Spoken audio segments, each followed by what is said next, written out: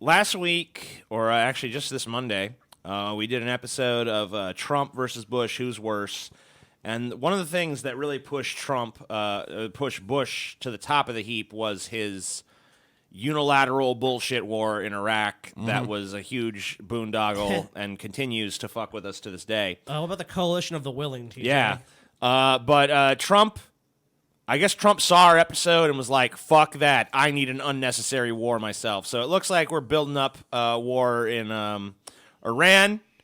U.S. pulls most personnel from Iraq as U.S. officials say Iranian military likely behind tanker attacks. So there's been a series of terrorist attacks, I guess, on tankers in Saudi Arabia, the Gulf, and this is basically being used as if you want my opinion. It's the Gulf of Tonkin, Yeah, right? It's the Gulf of Tonkin incident. Yeah. This is our justification for escalating military presence near Iran, and probably that is the justification for a war eventually. Did the ghost of John McCain inhabit Trump now? I mean, what's going on? It's John Bolton, dude. Well, and we've talked briefly in other fucking flash rides too about the crisis in Venezuela now. Yes. Where that's, it looks like Trump's actually backing away from that. It looks like he's hot to trot for Iran. Yeah, he's chosen the Middle East. Oh, wait a minute. Oh. Well, the devil, See, what happened was Bolton came to Trump and said, hey, we just got to back this coup in Venezuela. It's going to be super easy. It's going to be awesome. And then the coup failed. And then so Trump's like, you know what? Fuck that. But now Iran, that's the place. So U.S. officials are pointing the finger at elite Iranian military forces for the sabotage attacks on oil tankers near the Persian Gulf. A week after claiming Iranian preparations for possible attack on U.S. forces in the region, the U.S. has ordered most State Department personnel out of the neighboring Iraq. U.S. and Iranian officials insist nobody wants a war, and President Trump has denied plans to send 120,000 troops to the region. Yeah, I'm sure. The U.S. military has refuted a senior British commander's assessment that there has been no increased threat from Iranian-backed forces in Iraq and Syria. So basically, we're gearing up for war with Iran. Yep. And this is just part of the buildup. I mean, it may not go there, but this is definitely what happens if you look at it historically. When we intervene militarily in these regions, there's kind of like a buildup of our troops in response to some attack against our infrastructure, the local infrastructure, which we've decided to protect. And we build up troops, and then eventually they're boots on the ground. And Iran is going to be a nasty one, dude. I mean, there's no fucking Middle Eastern country that we're going to be able to waltz into and have an easy war. But man, dude, if this one pops off, it's going to be especially ugly. Well, it's going to be supporters in that region too. The Saudis, if the U.S. goes to war, they're definitely going to be supporting the U.S. there. I mean, right. Israel. I mean, that's very strong ties to the U.S. there, and obviously, they've been severely confrontational with Iran in the past. It's a nightmare. So this is the British general that was referenced in that previous article. Liar. So, undermining Trump-Bolton war narrative, British general says no evidence of increased threat from Iran. A British general threw a wrench in the Trump administration's narrative that Iran is plotting attacks on American troops in the Middle East by telling reporters gathered at the Pentagon Tuesday that there's no increased threat from Iranian-backed forces in the region. We monitor them along with a whole range of others because that's the environment we're in, said Major General Chris Geika, speaking via video from Baghdad. If the threat level seems to go up, then we'll raise our force protection measures accordingly.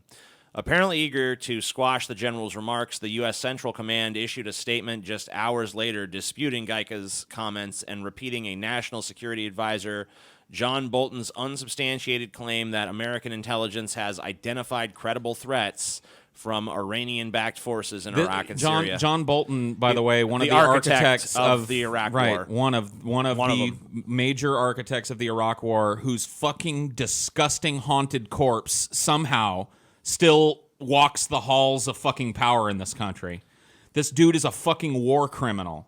And he's beating the drum of war in fucking the Middle East yet again because he and his buddies cash in on that shit. And we're letting it happen right under our noses. Oh, dude, fucking John Bolton.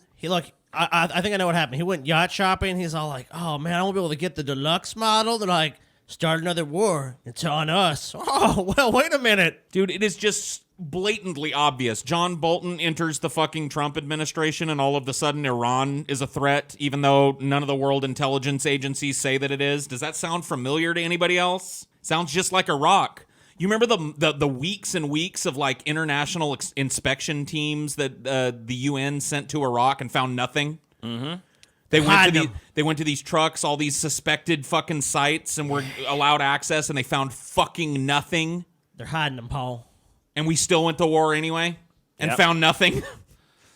Yep. Just absurd, man. And I saw Trump the other day. He was doing a press conference or something, and he's like, look, Iran just needs to sit down and talk to me. We can make a deal. The only thing I don't want is for you to have a nuclear weapon. It's like, you mean like the deal that already existed and was made by the Obama administration that you canceled? You fucking retard. It was a terrible deal. What a twat. Yeah, it was such a terrible deal for us to... The deal was we dropped sanctions, not all of them all at once, but we steadily dropped sanctions as you comply with not building a nuclear weapon. How was that a terrible deal? What about that fucking deal was terrible? Nothing.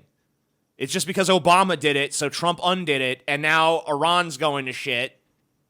So they're actually putting more and more sanctions up against Iran in an attempt to collapse the Iranian government. I mean, it's now we're talking war with Iran. Well, it's yet again the fucking Trump administration deferring to the Saudi Arabian narrative and our own allies, which I'm pretty sure that the U.S. and the U.K. are very strong allies, and saying, nope, this guy's full of shit. The threat is there. We got to fucking be proactive. It's like, what? Where's the evidence? And Bernie Sanders, of course, come out and said we must not go to war with Iran. It's not like he's the only Democrat saying that. But a lot of them, MSNBC, if you go watch that, apparently they're just beating the war drums over there. MSNBC? MSNBC. They've gone weird. The What? only person in mainstream media is my understanding. I saw Cenk Uygur tweet about this, and I don't like Cenk, but if he's right, he's right. But he's right. And according to him, the only person in mainstream media right now that's actually taken a proactive stance against this war is fucking Tucker Carlson. What? I don't even know what world It's a brave new world, dude, man. Is the fucking Mandela effect in full swing again? Well, listen, where dude. Tucker is the only voice of... Someone go check the spelling of Berenstain, because I'm sure... I think we're in the Hitler-Stain universe at this point. The Shitler They were stain. always the Hitler-Stain bears. What are you talking about? I don't even know, man.